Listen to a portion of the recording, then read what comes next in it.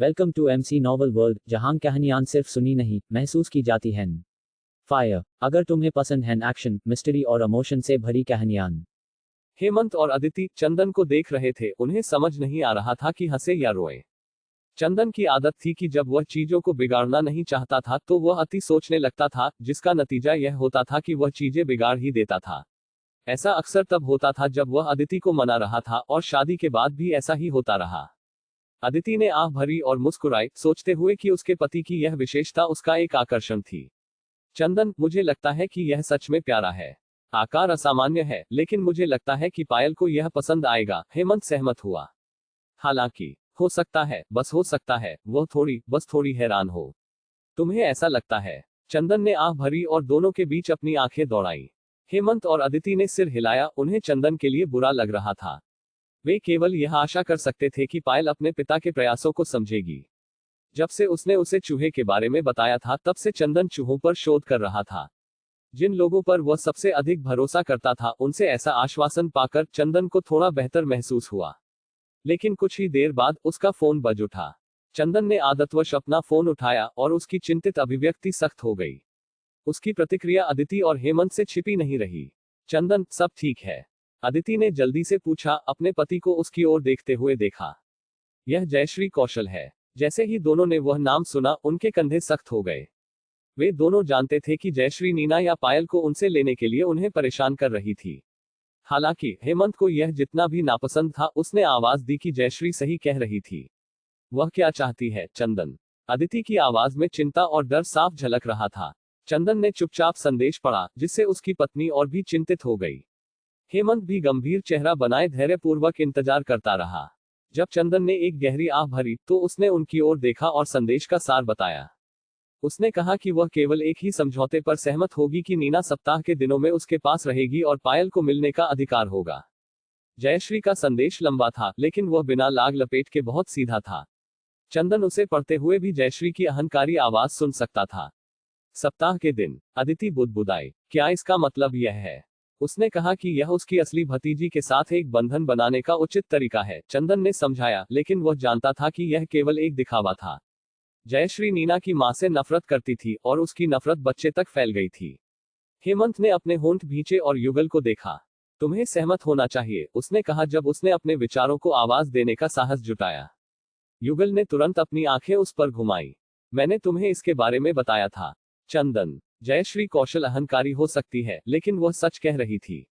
हेमंत ने आह भरी। मुझे तुम्हें यह बताते हुए नफरत है, लेकिन पायल एक दशक से अधिक समय तक तुम्हारी देखभाल से दूर थी। वह केवल इसलिए वापस आए क्योंकि उसके चचेरे भाई को ऐसे इलाज की जरूरत थी जिसे उनका परिवार वहन नहीं कर सकता था। इस बारे में सोचते हुए, यह एक बलिदान था जो उसने उनके लिए किया, बेदी परिवार के लिए नहीं। रक्त संबंध के बावजूद पायल ने माना कि कौशल परिवार उसके बचपन के पहले 13 महत्वपूर्ण वर्षों के लिए उसका एकमात्र परिवार था। हो सकता है जयश्री ने उसका शोषण किया हो, लेकिन पायल की नजरों में उसने ऐसा अपने परिवार की मदद के लिए किया। उसने गंभीर चेहरे के साथ जारी रखा। हम उसे मुश्किल से घर वापस ला पाए हैं, लेकिन हमें, खासकर तुम दोनों को, उसे यह महसूस कराना चाहिए कि वह केवल हमारे दोषी विवेक को साफ करने के लिए परिवार में लाई गई एक अतिरिक्त सदस्य नहीं है, बल्कि यह वह घर है जहां वह वास्तव में संबंधित है। हेमंत की शांत लेकिन क्रूर रूप से ईमानदार टिप्पणियों को सुनकर युगल अवाक रह गया। हेमंत को, दूसरी ओर, उनके लिए थोड़ा अफसोस महसूस हुआ। वह इतने समय तक चुप रहा क्योंकि वह जानता था कि युगल इस मामले को सुलझा लेगा। हालांकि चंदन और अदिति दोनों ही जिद्दी थे। ऐसा नहीं है कि हेमंत ने उन्हें दोष दिया, क्योंकि भले ही नीना उनकी असली बेटी नहीं थी, उन्होंने उसे अपने बच्चे की तरह प्यार किया और पाला। वे अब भी नीना के लिए माता पिता का प्यार रखते थे, लेकिन हेमंत अपनी असली भतीजी को नाराज करने का कोई मौका नहीं लेना चाहता था। लेकिन जयश्री कौशल। अदिति हिचकिचाए। वह नीना की मां से नफरत करती है, और मैं बता सकती हूँ कि वह नीना को नापसंद करती है। हेमंत धीरे से मुस्कुराया। मैं जयश्री कौशल का बचाव नहीं कर रहा हूं, लेकिन मैं तुम्हें निश्चितता के साथ बता सकता हूं कि जब भी मैं आया, उसने मुझे हर बार भगाया। मैं जानता था कि वह पायल की परवाह करती थी। वह नीना के साथ दुर्व्यवहार नहीं करेगी। हमारी पायल का शोषण भी एक प्रकार का दुर्व्यवहार है, चंदन ने तर्क दिया, और हेमंत ने तुरंत पलटवार किया। कंपनी की समस्याओं को ठीक करने के लिए उसके संकल्प का उपयोग करना भी शोषण का एक रूप है। हम इसे शोषण कहते हैं, लेकिन एक कम विशेषाधिकार प्राप्त परिवार में वे इसे एक दूसरे की मदद करना कहते हैं। चंदन, अदिति, मैं तुम्हारे कारणों को समझता हूँ और माता पिता के रूप में तुम्हें दूसरों की बात सुननी चाहिए जो इस मामले के बारे में निष्पक्ष है। जयश्री कौशल पहले ही अपना मन बदल चुकी है और नीना अपनी असली भतीजी के साथ हिरासत साझा करने को तैयार है। यह सबसे अच्छा प्रस्ताव है, भले ही इसमें सबसे अच्छे वकील शामिल हों। चंदन उदास होकर नीचे देखने लगा, जबकि अदिति ने अपने होंठों को एक पतली रेखा में दबा लिया। फिर उन्होंने एक दूसरे को देखा, दोनों अपनी आंखों में अनिच्छा लेकिन स्पष्टता भी लिए हुए थे। चलो नीना से बात करते हैं, चंदन ने अनिच्छा से उसका हाथ पकड़ते हुए सुझाव दिया। अदिति ने जबरदस्ती मुस्कुराई और सिर हिलाया। हमें इसे एक साथ करना चाहिए। हेमंत ने धीरे से आह भरी। उसे नीना के लिए अफसोस महसूस हुआ, लेकिन उसके मन के पीछे यह केवल चीजों को उनके सही स्थानों पर रखना था। उसी समय अर्णव, नीना और सौरभ स्कूल से घर लौटे। मम्मी, हम घर आ गए, सौरभ ने खुशी से घोषणा की। युगल और हेमंत ने अपने सिर घुमाए। हेमंत ने अवचेतन रूप से युगल की ओर देखा, जिन्होंने अपने बच्चों की आवाज सुनकर तुरंत खुद को संयत किया। तुम घर आ गए, अदिति की कोमल आवाज सुनाई दी, जो उनका स्वागत करने के लिए अपनी सीट से उठ खड़ी हुई। उसने मुस्कान बनाए रखी, अपनी आंखें अपने बच्चों के चेहरों पर फेरते हुए। अर्णव लापरवाही से आगे बढ़ा, जबकि सौरभ अपनी मां की ओर दौड़ा। सभी को आश्चर्यचकित करते हुए सौरभ ने अचानक अपनी मां को गले लगाया और अपना चेहरा उसके पेट में छिपा लिया। सौरभ, अदिति ने अपनी भौहें उठाई, क्योंकि उसने सहजता से अपना हाथ उसकी पीठ पर रखा। सब ठीक है बेटा, सौरभ ने फिर ऊपर देखा और मुस्कुराया। बस आपकी याद आ रही थी मम्मी। मैंने आज स्कूल में अच्छा किया और मैंने कुछ नए दोस्त बनाए। मेरी प्रशंसा करो। अदिति की आंखें नर्म हो गई और वह मुस्कुराई। ओह सौरभ। सौरभ उसके बेटों में सबसे प्यारा था और उसे बुरा लगा, क्योंकि उसे लगा कि वह उसे पर्याप्त ध्यान नहीं दे रही थी। अदिति की आंखें फिर नीना पर गई और उसने उस पर कमजोर रूप से मुस्कुराई। नीना खुशी से अपनी ओर कदम बढ़ाते हुए बोली, मम्मी, आज हमारे क्विज में मुझे लगभग परफेक्ट स्कोर मिला। अदिति और चंदन का दिल बैठ गया, यह जानते हुए कि उन्हें उसे कुछ खबर बतानी थी। बहुत बढ़िया काम किया नीना। अदिति ने धीरे से नीना के बाल सहलाए। माँ को तुम पर हमेशा बहुत गर्व होता है। नीना मीठी मुस्कान के साथ मुस्कुराई, उसकी आंखें तब तक सिकुड़ गई जब तक कि वे महज पतली दरारें जैसी नहीं लगने लगी। तभी अर्णव की बेपरवाह आवाज सुनाई दी, पिताजी, वह एक अजीब दिखने वाली बिल्ली है। पिताजी, वह एक अजीब दिखने वाली बिल्ली है। और इसने मेज के ऊपर रखे बड़े पिंजरे पर सबका ध्यान केंद्रित कर दिया। अर्णव को मुश्किल से ही उसका चेहरा दिखाई दिया था, लेकिन उसके आकार और शरीर के प्रकार के आधार पर उसने मान लिया कि यह एक बिल्ली थी। अदिति और हेमंत ने गुप्त रूप से अपनी जीभ काट ली, क्योंकि उन्होंने चंदन की ओर चुपके से देखा। चंदन के चेहरे पर यह खाली भाव था। वह एक बिल्ली नहीं है। हेमंत ने सांस ली, जिससे अर्णव ने अपनी भौहें सिकोड़ ली। अगर वह बिल्ली नहीं थी, तो क्या वह बालों वाला एक छोटा दरियाई घोड़ा था? मम्मी, क्या अब हम पालतू जानवर रख रहे हैं? सौरभ ने पिंजरे को देखते हुए अपनी भौहें सिकोड़ ली। उसने अपनी मां की कमर छोड़ दी और मेज के पास पहुंचा, बिल्ली को देखने के लिए अपना सिर नीचे किया। उसका चेहरा निराशा में तुरंत सिकुड़ गया। क्या यह एक हाइब्रिड पालतू जानवर है? उसने उत्सुकता से चंदन की ओर देखते हुए कहा। पिताजी, क्या यह उन विदेशी प्रकारों में से एक है? उत्सुक अर्णव ने भी पिंजरे के अंदर छोटे जानवर की जांच करने के लिए अपना सिर नीचे किया। उनके परिवार ने किसी कारण से कभी पालतू जानवर नहीं रखे थे। ऐसा नहीं था कि अर्णव उनसे नफरत करता था, वह बस उनकी देखभाल नहीं कर सकता था। लेकिन वह यह भी जानता था कि हर्ष खुद एक पालतू जानवर रखना चाहता था, लेकिन उसने अपने छोटे भाई बहनों के कारण नहीं पूछा। केवल जब पायल आए और उसने एक बिल्ली को बचाया, तभी एक पालतू जानवर हवेली में आया। यह अब तक कोई समस्या नहीं थी, क्योंकि अर्णव पायल को अपने पालतू जानवरों की देखभाल करते हुए और हर समय नौकरों पर निर्भर न रहते हुए देख सकता था। यह विदेशी दिखता तो है।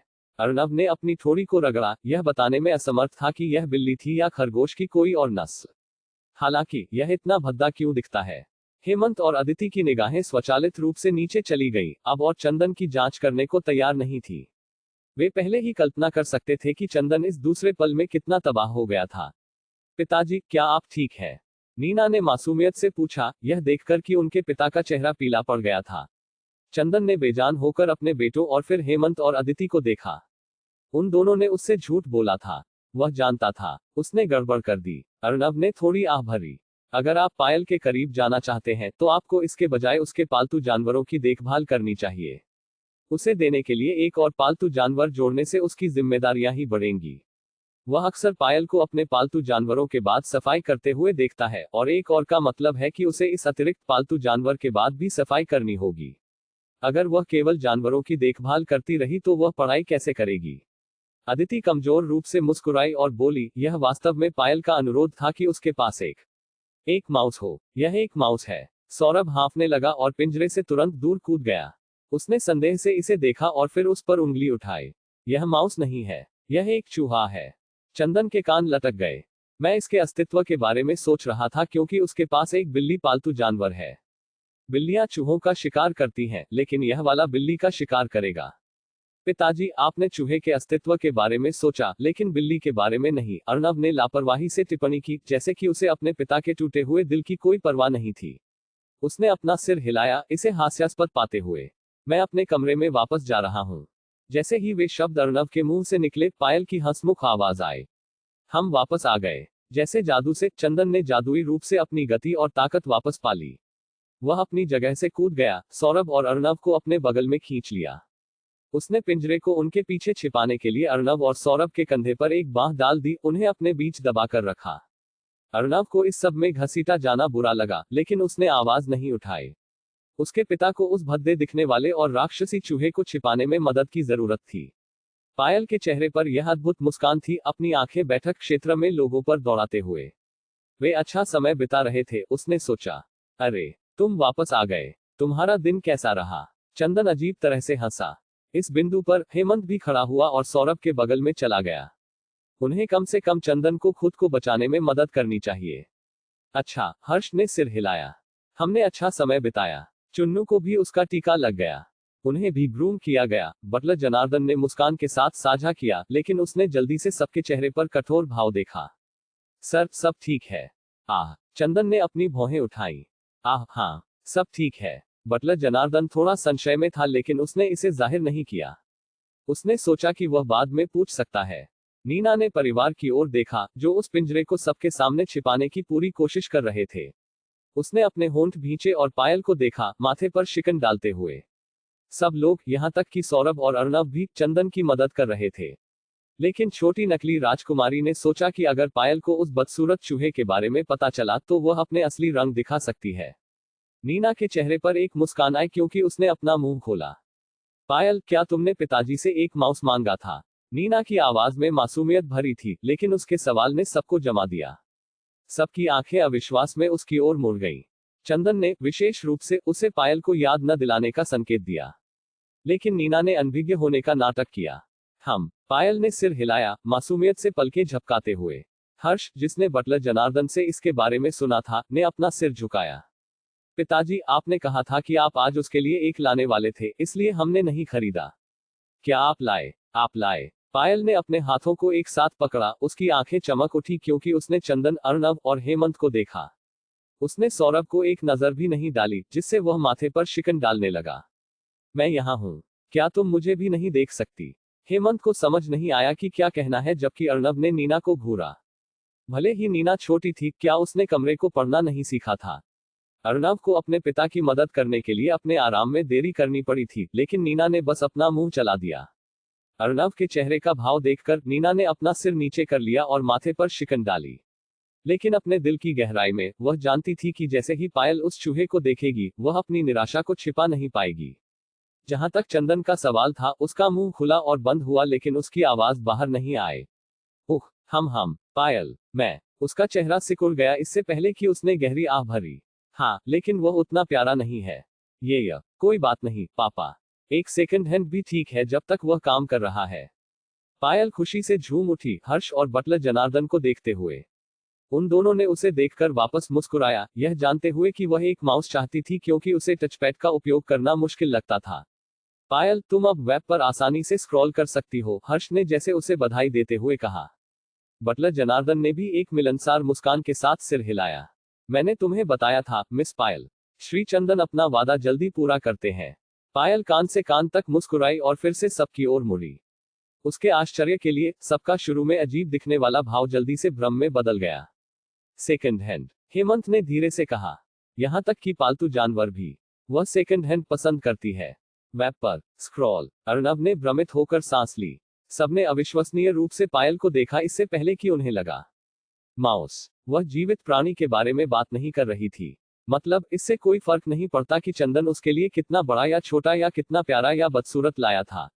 उसने सब गलत समझा। हेमंत ने अपना मुंह ढांक लिया और अपनी आंखें बंद कर ली, चंदन के लिए अफसोस महसूस करते हुए।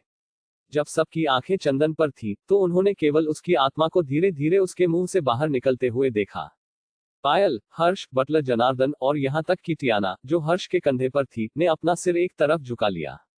पायल, अदिति घबराहट में हंसी। तुम्हारे पिताजी कुछ गलत समझ गए लगते हैं।